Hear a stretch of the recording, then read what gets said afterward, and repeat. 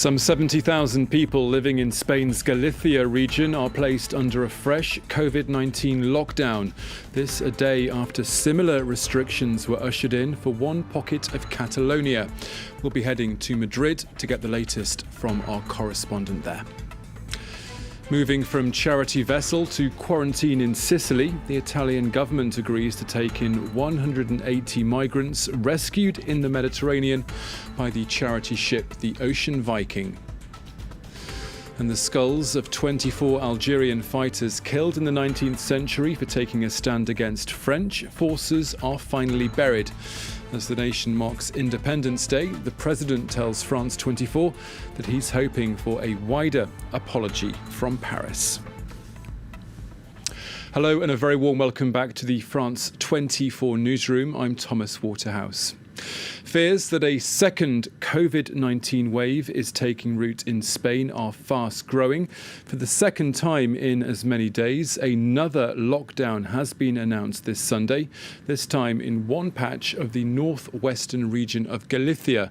For 3 months from March, Spanish citizens have suffered one of the world's strictest lockdowns, with the national death toll currently standing at least 28,300. Well, for more, we can bring in our Madrid correspondent, Phil Minchell, who is standing by. Phil, it's another day and another region. Galicia was, of course, one of the first Spanish regions to lift its restrictions, and now a clampdown is back in force. Yes, this must be very worrying for the Spanish authorities, both the central government and the regional authorities across the country, because Galicia was one of the regions in Spain that was less affected by the coronavirus pandemic that swept this country. 619 cases, a very small amount of deaths in the country. Now, there's been a growing concern that in Galicia, because they also eased the restrictions very early, is that there's been a possibility of a second wave. And the Galician regional president, Antonio Núñez Feijóo, advertised earlier this week that COVID-19 infections were rising. Then today, possibly prompted by what happened on the other side of the north of Spain, in the Lleida area in Catalonia, he had a video conference call with the mayors of this particular region called La Marina, and the 14 mayors got together and decided there would be a lockdown. This takes force from midnight tonight, 2 hours' time. The restrictions are a bit less severe than what happened in the county of Segria over in Catalonia. People will be allowed to move around in Catalonia. They're not allowed to go between the towns. But nevertheless, nobody will be allowed to enter or leave the region of around 70,000 people without essential reasons, whether it's to go to work or other critical motives. Now, Phil, Spaniards must surely be getting increasingly worried that this dreaded second wave is now very much washing over the country. Well, indeed, I think that is the concern. And just looking at the Spanish media over the course of the last few hours, everybody is now talking about whether easing of restrictions, and of course Spain came out of the state of alert, as it was called, which engulfed Spain for 3 months, whether it came too soon. And of course, tomorrow, Madrid, not very far from where I'm actually talking to you, we actually have the second phase of easing of restrictions, returning back to the new normal. This means that restaurants can now open up to 75% of its capacity. Gyms can have classes of up to 25 people. And yet even last week, there were small spikes across the region, 1 or 2 places where there was 5 or 10 consolidated infections. So I think there's going to be a rethink, and we could actually see what is worrying is, of course, that this could be a second wave affecting not just these 2 hotspots in Catalonia and Galicia, but right the way across the country. There could be many more hotspots to come. OK, Phil Minchell in Madrid, thank you very much. Well, staying with Europe, it's not just Spain that's imposed fresh coronavirus restrictions. Further east, the government in Kosovo has decided to reimpose curfews from 9 p.m. to 5 a.m. in the capital Pristina and in 3 other cities where the number of infections are increasing the fastest. Public transport services are also being reduced. Next, there was singing and clapping on board the Ocean Viking this Sunday as news broke that the Italian government will be taking in the 180 migrants on board that charity ship. The vessel is now heading for port before the group will be transferred to the government ship, the Moby Zaza, where they'll be quarantined for 14 days. Brian Quinn has more. Throwing themselves into the sea in a desperate attempt to reach Europe before being rescued for a second time. As the humanitarian rescue ship Ocean Viking lingers off the coast of Sicily, the 180 migrants stuck on board have been losing hope. Saved from dinghies in the Mediterranean Sea, they've since been enduring a new ordeal, as for days, neither Italy nor Malta has been willing to take them in. That may be about to change, as the co-founder of the boat's parent NGO, SOS Méditerranée, told France 24 Sunday. Yeah, for the moment, the situation is a little bit calmed down on the ship. We received yesterday the visit of a medical doctor and a cultural mediator on board, sent by the Italian authorities. They could speak with the survivors and try to ensure that a disembarkation is going to happen soon. Italian authorities say their medical visit to the ship on Saturday is a precursor to transferring the migrants on board to a quarantine vessel in Sicily. SOS Méditerranée, though, says no specifics for disembarkation have yet been provided. The organization declared its first ever state of emergency Friday as the situation on board Ocean Viking deteriorated. Fights breaking out among the migrants, with dozens threatening suicide or violence against the ship's crew. Italy and Malta have adopted a hardline approach on maritime rescue ships, believing that if they take migrants in, it could encourage many others to cross over from North Africa.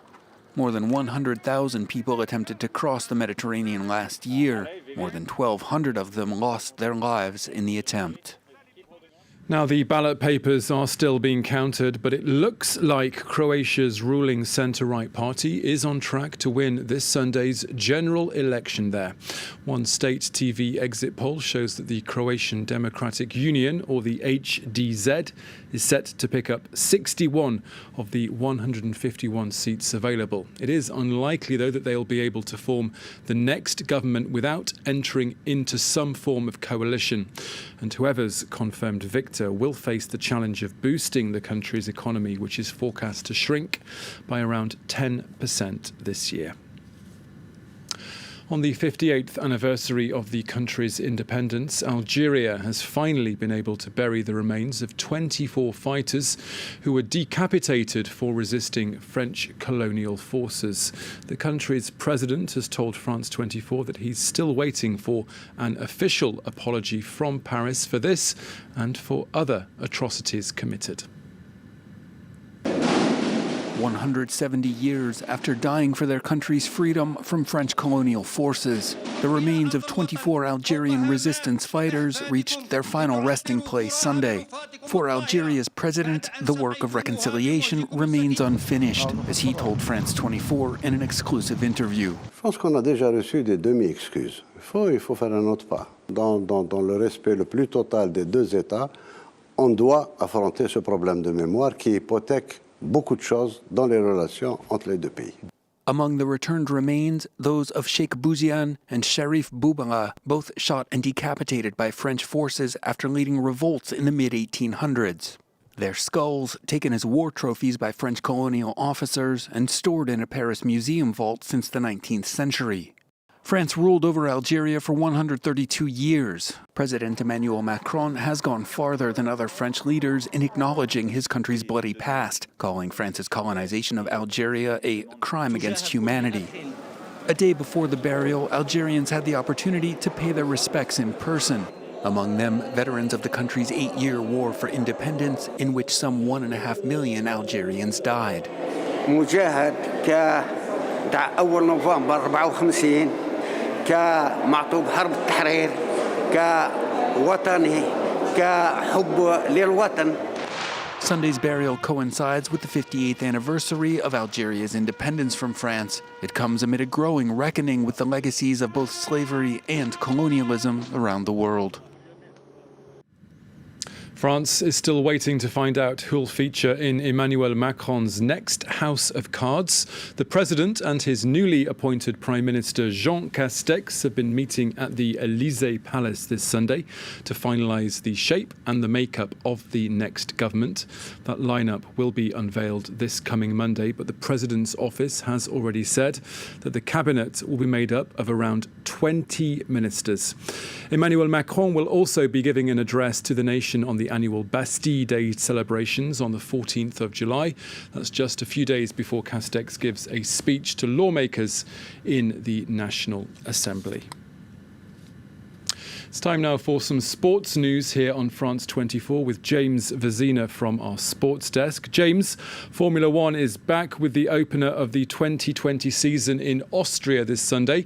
It's a race that took place after drivers sent out a message of support for the Black Lives Matter movement.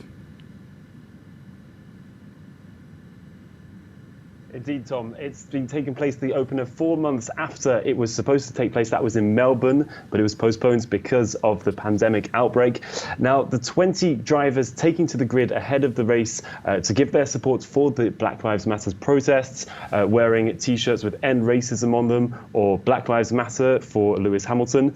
And Charles Leclerc or Max Verstappen being two of them not to take the knee, but still saying that they were still supportive for the protests to try and put an aim to the racist issues and the Black Lives Matter protests.